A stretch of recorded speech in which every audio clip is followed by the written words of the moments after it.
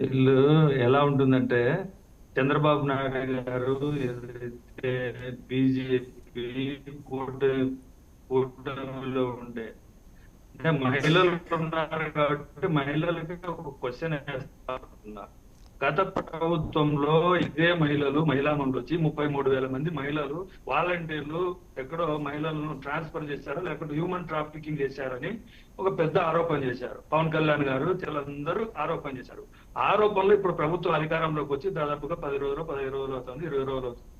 వాళ్ళు ఇంతవరకు ఆ 33,000 మంది మహిళలను తీసుకొని వచ్చారా?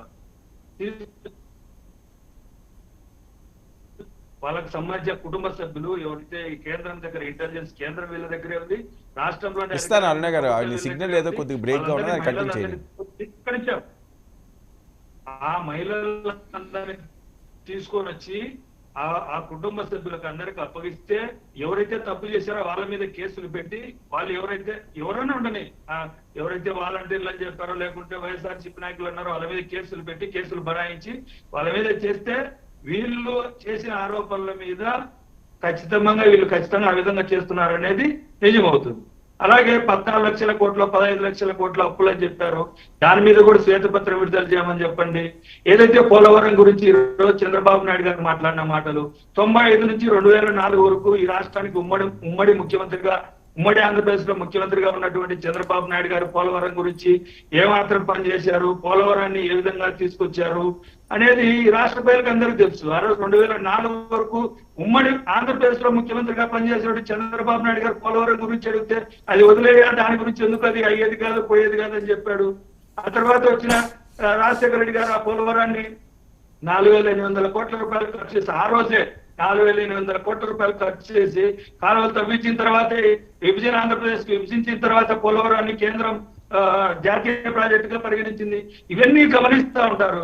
నేనేమంటానంటే గూగుల్ మ్యాప్ లో తీసుకోండి, 2014 నుంచి 2019 వరకు చంద్రబాబు నాయుడు గారు చేసిన పోలవరం పనులేంటి, ఆ పనులలో ఏ విధంగా డబ్బులు గుంజుకున్నాడు, ఏ విధంగా చేశాడు, ఎగువ కాపర్ డ్యామ్ దిగువ కాపర్ డ్యామ్ కట్టకుండానే ఏ విధంగా కాంక్రీట్ వేశాడు, ఏంటి ఇవన్నీ స్పిల్వే ఏ విధంగా వేశారు, ఇవన్నీ తప్పులు చేసి ప్రతిరోజు అక్కడికి వెళ్ళి ఇంజనీర్లు చెప్తా ఉన్నా వద్దని చెప్పి అలా తప్పుడు విధానాల్లో ఆయన పరిపాలన చేసి ఆ విధంగా ఏ విధంగా డబ్బులు తీసుకున్నారు, ఆనాటి ప్రధానమంత్రి గారే చెప్పారు డబ్బులు ఏ విధంగా తీసుకున్నారు. ఆ కంపెనీ ఓనర్ అయినటువంటి రాయపాటి సాంబశివరావు వాళ్ళే చెప్పారు, వాళ్ళ కొడుకే చెప్పాడు ఆరోపణ ఈ విధంగా డబ్బులు తీసుకున్నాడు, 100 కోట్ల రూపాయలు డబ్బులు తీసుకున్నాడు చంద్రబాబు నాయుడు గారు అని ఆయన ఆరోపణ చేశాడు. వీటన్నిటికీ సమాధానం చెప్పకుండా ఈ రోజు వచ్చి జగన్మోహన్ రెడ్డి గారు 2 సంవత్సరాలు కరోనా ఉన్నా కూడా పోలవరాన్ని మేము పూర్తి చేయాల్సిన బాధ్యతగా మేమేం చేసామో మేమేం ఖర్చు పెట్టామో వాళ్ళ దగ్గర ఏంది, వాళ్ళ దగ్గర లెక్కలు ఉన్నాయి, అవన్నీ ఏం చెప్పకుండా ఏదో జగన్మోహన్ రెడ్డి గారు విధ్వంసం చేశారు, ఎవరు విధ్వంసం చేస్తున్నారు, ఇప్పుడు ఎవరు చేశారో అప్పుడు ఎవరు చేశారో రాష్ట్ర ప్రజలకు అర్థమవుతా ఉంది. కానీ అంటే వాళ్ళ చేతుల్లో అధికారం ఉంది కాబట్టి వాళ్ళు ఇష్టం వచ్చిన ఆరోపణలు చేస్తా ఉన్నా కూడా ప్రతి ఒక్కదానికి మా దగ్గర సమాధానం చెప్పడానికి రెడీగా ఉన్నాం.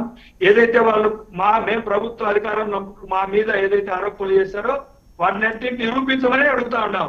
33,000 మంది మహిళలు అంటే ఈ మహిళా మనకు అర్థమవుతుందో లేదో తెలియదు కానీ పవన్ కళ్యాణ్ గారు డిప్యూటీ సీఎం గా ఉన్న పవన్ కళ్యాణ్ గారు, చంద్రబాబు నాయుడు గారు, లోకేష్ గారు వీళ్ళ 33,000 మంది కుటుంబాలకు మహిళలను తీసుకొని వస్తే వీళ్ళను పూజిస్తారు. వాళ్ళు పాపం తెలియాలి కదా అదంతా.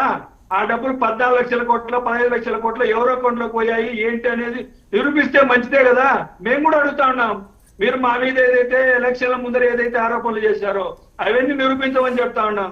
ఏదో కోడికత్తి కేసు గురించి ఇంకా లేకుంటే రాయి జరిగిన సంఘటన గురించి మీరు విచారించండి. కోడికత్తి కేసు అని మీరు మాట్లాడుతున్నారు. సాక్షాత్తు ఆనాటి ప్రతిపక్ష నేతగా ఉన్న జగన్మోహన్ రెడ్డి గారి మీద దాడి జరిగితే కోడికత్తి కేసు అని అవహేళనంగా మాట్లాడుతున్న వీళ్ళే కదా ఆ రోజు అధికారంలో ఉన్నది. ఎందుకు మాట్లాడలేకపోయారు, ఎందుకు ఆ కేసును ఛేదించలేకపోయారు? దీని గురించి మాట్లాడకుండా టీవీల ముందు వచ్చి ప్రతిరోజు అబద్ధాలు మాట్లాడే వీళ్లకు వచ్చిన తర్వాత వైఎస్ఆర్ కాంగ్రెస్ పార్టీ కేంద్ర కార్యాలయం కూరుదోల్చారు. తెలుగుదేశం పార్టీ కేంద్ర కార్యాలయం ఎక్కడుందండి? ప్రభుత్వం నుంచి కాదా అనుమతులు తీసుకొని, ప్రభుత్వం నుంచి కాదా లీజులు తీసుకునేది? 99 సంవత్సరాలు, మేమన్నా 33 సంవత్సరాలే లీజులు తీసుకునేది, 99 సంవత్సరాలకు లీజులు తీసుకునేది తెలుగుదేశం పార్టీ కార్యాలయం. ప్రతి కార్యాలయం కూడా ఆ రోజు జీవో తెచ్చింది చంద్రబాబు నాయుడు గారే. జాతీయ పార్టీకి ఇన్ని సెంట్ల స్థలం ఇవ్వాలి, లోకల్ పార్టీకి ఇన్ని సెంట్ల స్థలం ఇవ్వాలని జీవో తెచ్చిన ఆ జీవో ప్రకారమే కదా మేము తీసుకొచ్చింది. దాని మీద మా ఆరోపణలు చేస్తాం, మేము పడగొట్టామంటే పడగొట్టామని చెప్పండి, ఏం తప్పేముంది?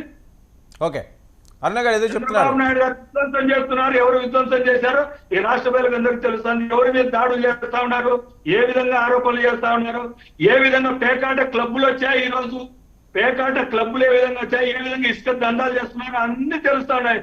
మేము ఇసుక దందా చేయలేదు. ఇసుకను ప్రాంప్ట్ గా గవర్నమెంట్ కి వచ్చే విధంగా మేము వాళ్ళు 2014 నుంచి 2019 వరకు గనుల శాఖకు ఎంత ఆదాయం వచ్చింది, 2019 నుంచి 2024 వరకు ఏ విధమైన ఆదాయం వచ్చిందో ఆ శ్వేతపత్రం విడుదల చేయమని చెప్పండి. 2014 నుంచి 2019 వరకు ఇన్ని కోట్లు తీసుకొచ్చాం, ప్రభుత్వానికి ఆదాయం కల్పించాం. 2019 నుంచి 2024 వరకు వాళ్ళు ఇంత ఆదాయం తీసుకొచ్చారు. కానీ 14 నుంచి 19 వరకు 500 కోట్లు వచ్చింది. ఇప్పుడు 100 కోట్లు వచ్చింది కాబట్టి 400 కోట్లు నొక్కేశారు వైఎస్ఆర్ కాంగ్రెస్ పార్టీ నాయకులని చెప్పమని చెప్పండి. ఆరోపణలు చేయడం కాదు, దాన్ని నిరూపించే పరిస్థితి ఉండాలి. అన్నిటి మీద గతంలో 2014 నుంచి 2019 వరకు ఏ విధంగా వచ్చాయి, 2019 నుంచి 2024 వరకు ఏ విధంగా వచ్చాయో వాళ్ళ చేతుల్లో అధికారం ఉంది.